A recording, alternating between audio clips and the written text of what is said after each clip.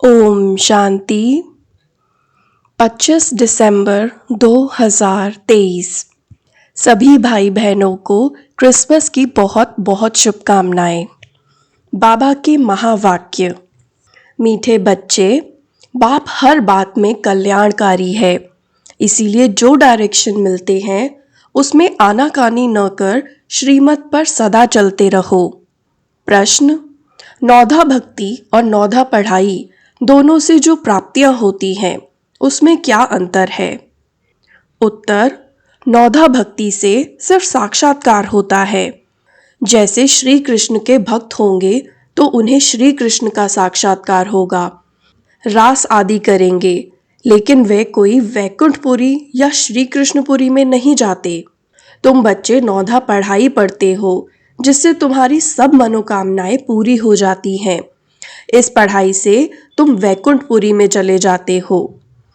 मुरली का गीत है, आज नहीं तो कल। ओम शांति। यह किसने कहा कि घर चल? किसका बच्चा रूठ कर चला जाता है तो मित्र संबंधी आदि उनके पिछाड़ी जाते हैं, कहते हैं रूठे क्यों हो, अब चलो घर। यह भी बेहद का बाप आकर सब बच्चों को कहते हैं। बाप भी है, दादा भी है, जिस्मानी भी है तो रूहानी भी है।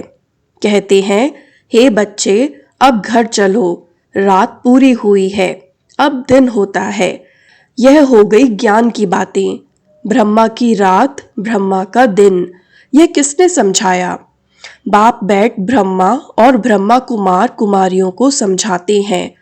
आधा कल्प है रात, अर्थात पतित रावण राज्य अथवा भ्रष्टाचारी राज्य, क्योंकि आसुरी मत पर चलते हैं। अब तुम श्रीमत पर हो। श्रीमत भी है इनकॉग्निटो। हम जानते हैं बाप खुद आते हैं। उनका रूप तो अलग है, रावण का रूप अलग है। उनको 5 विकार रूपी रावण कहा जाता है। अभी रावण राज्य खलास होगा, फिर ईश्वरीय राज्य होगा। राम राज्य कहते हैं ना। सीता के राम को नहीं जपते हैं, माला में राम राम जपते हैं ना। वह परमात्मा को याद करते हैं। जो सर्व का सद्गति दाता है उनको ही जपते रहते हैं। राम माना गॉड। माला जब जपते हैं तो कभी कोई व्यक्ति को याद नहीं करेंगे, उनकी बुद्धि में दूसरा कोई आएगा नहीं। तो अब बाप समझाते हैं, रात पूरी हुई। ये है कर्म क्षेत्र, स्टेज, जहां हम आत्माएं शरीर धारण कर पाठ बजाती हैं। 84 जन्मों का पाठ बजाना है। फिर उसमें वर्ण भी दिखाते हैं, क्योंकि 84 जन्मों का हिसाब भी चाहिए ना। किस किस जन्म में, किस कुल में, किस वर्ण में आते हैं, इसीलिए ही विराट रूप भी दिखाया है।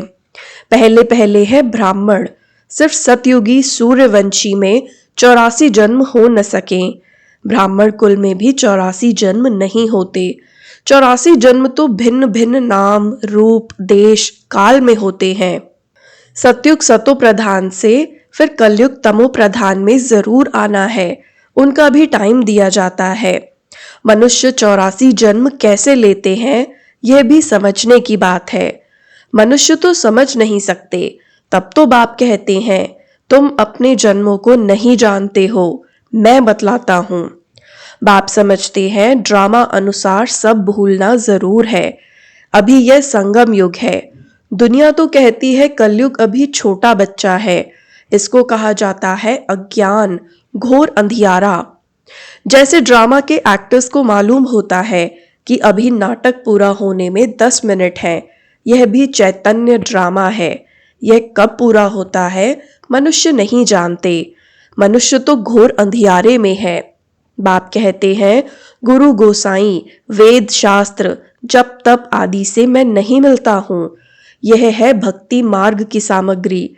मैं तो अपने समय पर आता हूँ, जब रात से दिन बनाना है अथवा अनेक धर्मों का विनाश कर एक धर्म की स्थापना करनी है। जब सृष्टि चक्र पूरा हो तब तो मैं स्वर्ग की स्थापना करूं। झट बादशाही शुरू होती है।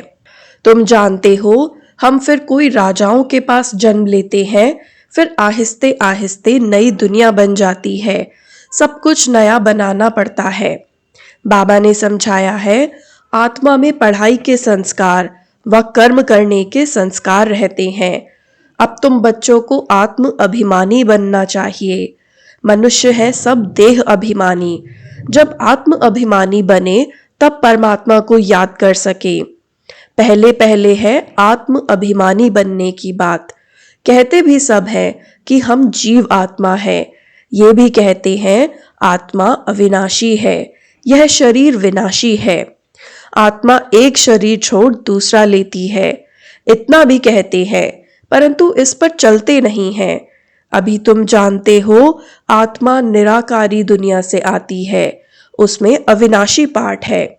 यह बाप बैठ समझाते हैं, पुनर्जन्म लेते हैं। ड्रामा तो हूबहू रिपीट होता है। फिर क्राइस्ट आदि सबको आना पड़ेगा। अपने अपने समय पर आकर धर्म स्थापन करते हैं। दूसरा अभी ये है संगम युगी ब्राह्मणों का धर्म। वे है पुजारी ब्राह्मण, तुम हो पूज्य। तुम कभी पूजा नहीं करेंगे, मनुष्य तो पूजा करेंगे। तो बाप समझाते हैं यह कितनी बड़ी पढ़ाई है, कितनी धारणा करनी पड़ती है। विस्तार से धारणा करने में नंबरवार है। नटशल में तो समझते हैं बाबा रचता और यह उनकी रचना है। अच्छा, यह तो समझते हो ना बाप है। बाप को सब भक्त याद करते हैं। भक्त भी है, बच्चे भी हैं। भक्त बाबा कह पुकारते हैं। अगर भक्त भगवान है तो फिर बाबा कह किसको पुकारते हैं, यह भी समझते नहीं। अपने को भगवान समझ बैठ जाते हैं। बाबा कहते हैं ड्रामा अनुसार जब ऐसी हालत हो जाती है, भारत बिल्कुल ही लास्ट खाते में चला जाता है, तब बाप आते हैं। भारत जब पुराना हो तब फिर नया बने। नया भारत जब था तो और कोई धर्म नहीं था, उसको स्वर्ग कहा जाता था। अभी पुराना भारत है, इसको नर्क कहेंगे। वहां पूज्य थे, अब पुजारी हैं। पूज्य और पुजारी का फर्क तो बता दिया है। हम आत्मा सो पूज्य, फिर हम आत्मा सो पुजारी। हम सो ज्ञानी तू आत्मा, हम आत्मा पुजारी तू आत्मा। आप ही पूज्य, आप ही पुजारी भगवान को नहीं कहेंगे, लक्ष्मी नारायण को कहेंगे। तो यह बुद्धि में आना चाहिए कि वह कैसे पूज्य फिर पुजारी बनते हैं। बाप कहते हैं कल्प पहले भी मैंने ऐसे ही ज्ञान दिया था। कल्प कल्प देता हूँ, मैं आता ही हूँ कल्प के संगम युग पर। मेरा नाम ही पतित पावन है। जब सारी दुनिया पतित होती है तब मैं आता हूँ। देखो यह झाड़ है, इसमें ब्रह्मा ऊपर में खड़ा है। पहले आदि में दिखाते हैं, अभी सब पिछाड़ी में है। जैसे ब्रह्मा पिछाड़ी में प्रत्यक्ष हुआ है, वैसे वह भी पिछाड़ी में आएंगे। जैसे क्राइस्ट है तो वह फिर अंत में आएगा, परंतु हम पिछाड़ी यानी डाल के अंत में उनका चित्र नहीं दे सकते हैं, समझा सकते हैं। जैसे यह देवी देवता धर्म की स्थापना करने वाला प्रजापिता ब्रह्मा है, अभी झाड़ के एंड माना अंत में खड़ा है। क्राइस्ट भी क्रिश्चियन धर्म का प्रजापिता है ना। जैसे यह प्रजापिता ब्रह्मा, वैसे वो प्रजापिता क्राइस्ट, प्रजापिता बुद्ध, यह सब धर्म की स्थापना करने वाले हैं। सन्यासियों का शंकराचार्य, उनको भी पिता कहेंगे, वह गुरु कहते हैं। कहेंगे हमारा गुरु शंकराचार्य था। तो यह जो डाल के आदि में खड़े हैं, यह फिर जन्म लेते लेते अंत में आते हैं। अभी सब तमो प्रधान स्टेज में है, यह भी आकर समझेंगे। पिछाड़ी में सलाम करने आएंगे जरूर। उन्हों को भी कहेंगे बेहद के बाप को याद करो। बेहद का बाप सबके लिए कहते हैं देह सहित देह के सब संबंधों को छोड़ो। यह ज्ञान हर एक धर्म वाले के लिए है। सब देह के धर्म छोड़ अपने को अशरीरी समझ बाप को याद करो। जितना याद करेंगे, ज्ञान की धारणा करेंगे, उतना ऊंच पद पाएंगे। कल्प पहले जिसने जितना ज्ञान लिया होगा उतना जरूर आकर लेंगे। तुम बच्चों को कितना फक्र रहना चाहिए। हम विश्व के रचयिता बाप के बच्चे हैं। बाप हमको विश्व का मालिक बनाते हैं, राजयोग सिखला रहे हैं। कितनी सहज बात है, परंतु चलते चलते थोड़ी सी बात में संशय आ जाता है। इसको ही माया का तूफान व परीक्षा कहा जाता है। यह तो बाप कहते ही हैं कि गृहस्थ व्यवहार में रहना है। सबको घर बार छुड़ा दूं तो सब यहाँ बैठ जाएं। व्यवहार में भी पास करना है, फिर समय पर सर्विस में लग जाएंगे। जिन्होंने धंधे आदि को छोड़ा है उन्हों को फिर सर्विस में लगाते हैं तो कोई बिगड़ पड़ते हैं। कोई तो समझते हैं श्रीमत में कल्याण है, श्रीमत पर जरूर चलना ही है। डायरेक्शन मिला उसमें फिर आनाकानी नहीं करनी चाहिए। बाप हर बात में कल्याणकारी है। माया बड़ी चंचल है। बहुत है जो समझते हैं ऐसे रहने से तो कोई धंधा आदि करें, कोई समझते हैं शादी करें। बुद्धि चक्र खाती रहती है, फिर पढ़ाई को छोड़ देते हैं। कोई तो बाप से गारंटी करते हैं हम श्रीमत पर जरूर चलेंगे। वह है आसुरी मत, ये है ईश्वर्य मत। आसुरी मत पर चलने से बहुत कड़ी सजाएं खाते हैं। उन्होंने फिर गरुड़ पुराण में डराने की रोचक बातें लिख दी हैं जिससे जास्ती पाप न करें, परंतु फिर भी सुधरते थोड़ी ही हैं। यह सब बाप समझाते हैं। ज्ञान का सागर कोई मनुष्य नहीं हो सकता। ज्ञान का सागर नॉलेजफुल बाप समझा रहे हैं। जो समझते हैं वह फिर समझाते हैं, कहते हैं यह ठीक बात है, हम फिर आएंगे। बस प्रदर्शनी से बाहर निकले और खलास। हाँ, कोई 2-3 भी निकलेंगे तो भी अच्छा है। प्रजा तो बहुत बनती रहती है। वर्षा पाने लायक कोई मुश्किल निकलते हैं। राजा रानी के 1-2 बच्चे होंगे, उनको राजकुल का कहेंगे। प्रजा तो कितनी ढेर होती है। प्रजा तो झट बनती है, राजाएं थोड़े ही बनते हैं। 16,108 त्रेता के अंत में जाकर बनते हैं। प्रजा तो करोड़ों की अंदाज में होगी। यह समझने की बड़ी विशाल बुद्धि चाहिए।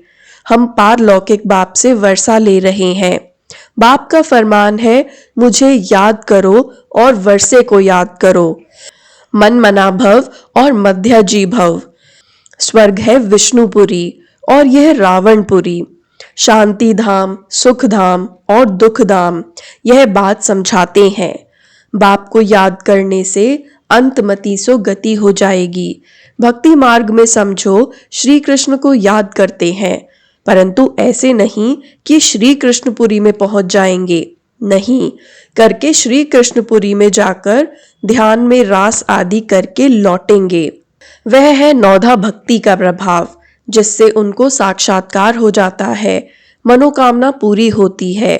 बाकी सतयुग तो सतयुग है, वहां जाने के लिए फिर नौधा पढ़ाई चाहिए, नौधा भक्ति नहीं।